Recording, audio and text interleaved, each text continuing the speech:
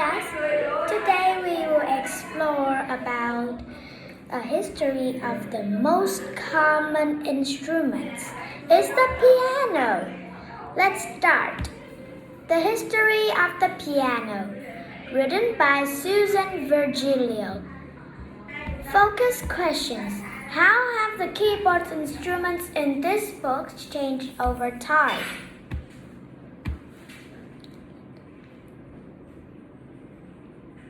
Early keyboards.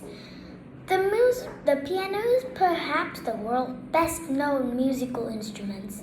It sounds is easy to recognize, no matter what type of music is being played. The piano did not always sound the way it does today, though. In fact, the piano ancestors has very different sounds. The first widely used keyboards was the clavichord. This European instrument was first used in the 1040s. As with many other early instruments, its inventor is unknown.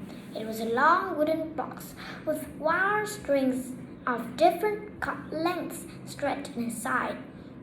A soundboard lay beneath the strings. The soundboard vibrated with the strings to help project the tones. A clavichord could be 102 to 230 centimeters, 4 to 7 feet long. People set it on a table to play it. When a player pressed a key, a tiny brass blade on a wooden lever hit a string. This made a tone. How loud the tone was depended on how hard the player pressed the key. Still, because of the design, the clavichord was not very loud. For that reason, people could only play the instruments in whole. Do you know? The first known instrument with a keyboard was used by the ancient Greeks. It is called a hydraulis. It used water to push air through different sized pipes to create sounds.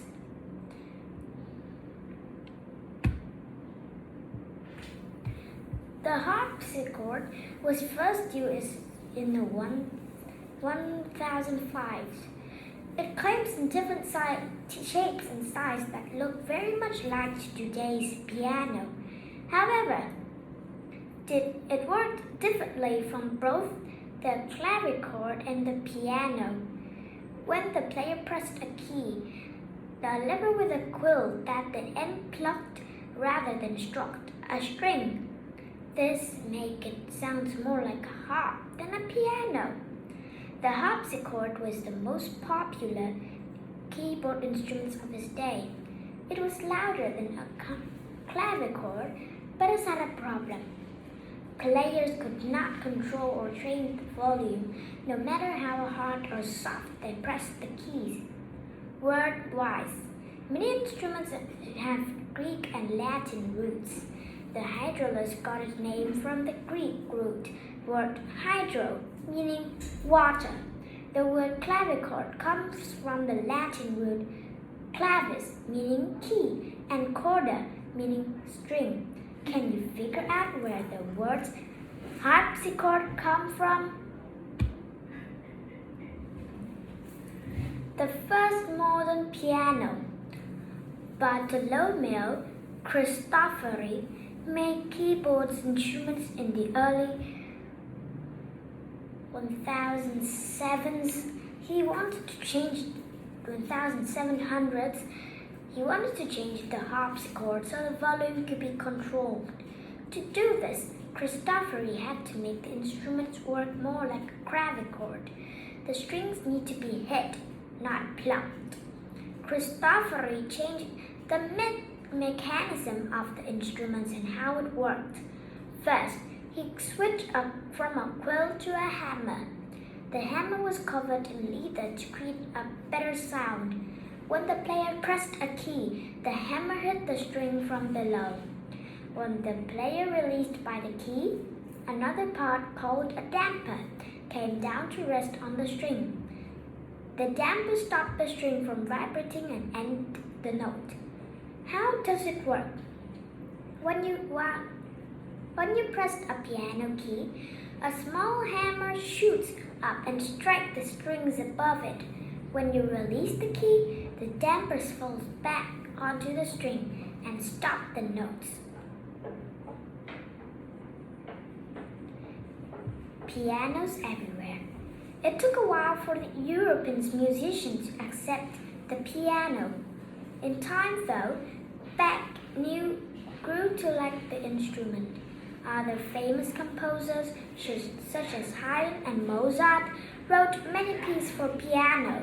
By the late 1700s, the Europeans wanted to hear more piano music.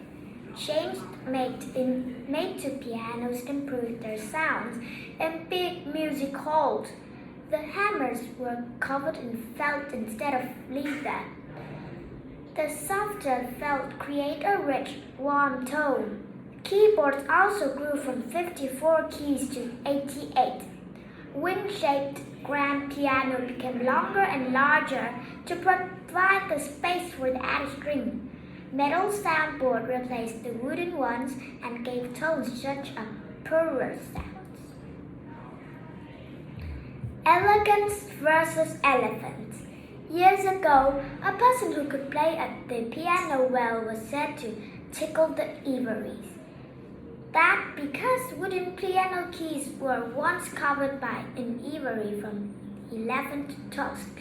As a result, countless elephants died. Today, it is illegal to use ivory.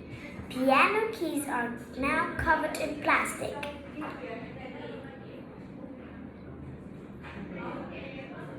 At first, all of the pianos were grand pianos. By the 19th century, however, pianos were very popular in Europe and North America. To keep up with demand, companies began making smaller, less expensive pianos. More people were then able to buy a piano that fit in their home. Women and the piano. In the 19th century, women were encouraged to play the piano. The idea was not to turn them into performers, but rather into wives. Women with musical ability were considered refined and charming. Knowing how to play the piano also made it possible for women to give lessons. Becoming a piano teacher let women earn their own money at a time when such opportunities were limited. As more and more pianos were sold, people began to play different types of piano music. For example, African Americans sang and played gospel songs on the piano. They also began experimenting with new styles of music. This led into the birth of ragtime, a jazzy form of music written just for the piano. Famous pianists. Many world-class pianists had made a name for themselves playing different types of genres or music. Some of them are Scott Joplin. The son of a railway worker, Joplin was a king of ragtime. His Maple Leaf Rag, published in 1899, is the most widely known ragtime hit. Sergei Rachmaninoff. The early 20th century Russian composer was also an accomplished pianist. He worked and performed many beautiful classical piano pieces. Billy Joel. The piano man made a name of himself starting in the 1970s by writing and performing rock tunes that featured the piano. Modern versions. When record music came along into the early 20th century, piano sales dropped. People could listen to pianos music in their homes without having to own or play a piano. Piano's maker came up with a new ways to make piano more attractive to buyers. They built self-playing pianos. These instruments have a mechanical device that was pumped by foot pedals at the bottom of the piano. The device holds rolls of paper. Holes punched in the paper's rolls caused notes on the piano to play by themselves when the pedals were pumped. Anyone now could play the piano. No lesson needed.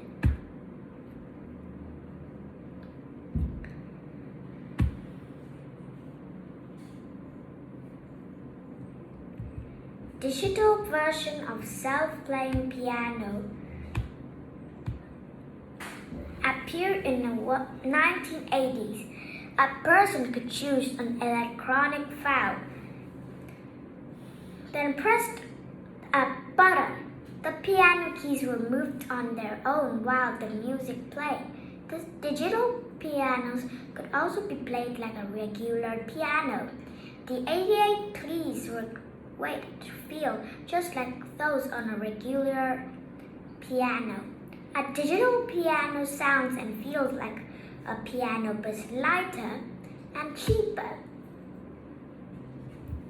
By contrast, the key of digital keyboards are not great.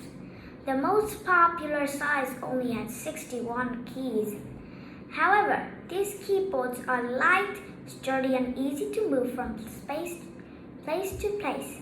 Some traveling bands use them. Many digital keyboards can produce sounds of other instruments such as a trumpet or flute. Some keyboards can make sound effects such as a chirping bird with just the touch of a key. Cristofori would be amazed at the sound coming from the newest version of his invention. Whether it is a digital keyboard or a concert grand though, the piano remains one of the most popular instruments around. So, that is the end of our reading, knowing about the history of the piano today. Bye!